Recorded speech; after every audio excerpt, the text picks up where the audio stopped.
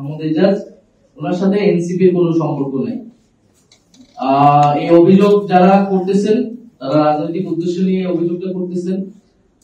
আর দ্বিতীয়ত যে তাকে একটা ট্যাগ দেওয়া হচ্ছে একটা সংগঠনের, এই সংস্কৃতি কিন্তু আমরা আগের আমলে দেখেছি। শেখ হাসিনার আমলে এরকম জঙ্গি হিজবুত তাহরীর জায়গা থেকে বলে দেওয়া হয়েছে। এজাজ সাহেবকে প্রশাসক কিন্তু আজকে দেওয়া হয়নি, বেশ সময় হয়েছে, এবং তখন কিন্তু আমরা এই ধরনের কোনো কথা শুনি নাই। এখন আমরা দেখতে পাচ্ছি কিছু দল বা কিছু রাজনৈতিক লোক তারা টেন্ডার পাচ্ছে না বা তারা নানা ধরনের অবৈধ দাবি দেওয়া করতেছে, সেই সুপারিশ আমলে না নেওয়ায় তার বিরুদ্ধে অভিযোগ করতেছে।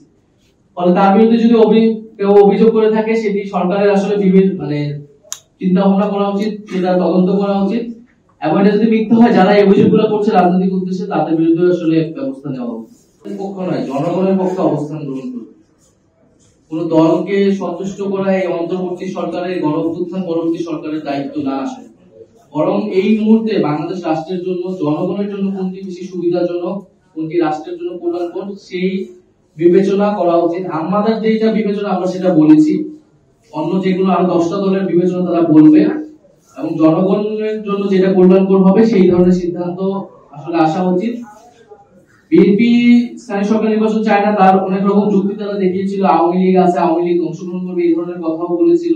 এখন আওয়ামী লীগ নিষিদ্ধ হয়েছে, স্থানীয় সরকার নির্বাচনে যদি আমরা এইভাবে জাতীয় নির্বাচন আসলে কোন ধরনের পরিস্থিতি হবে।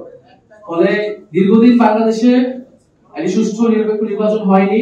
স্থানীয় সরকার নির্বাচনের মাধ্যমে এই সরকারের প্রশাসনের, নির্বাচন কমিশনের আসলে সক্ষমতা প্রমাণেরও বিষয় রয়েছে, আস্থারও বিষয় রয়েছে।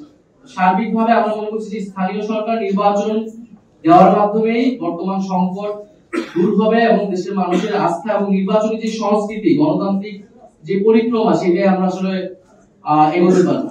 ধন্যবাদ সবাই।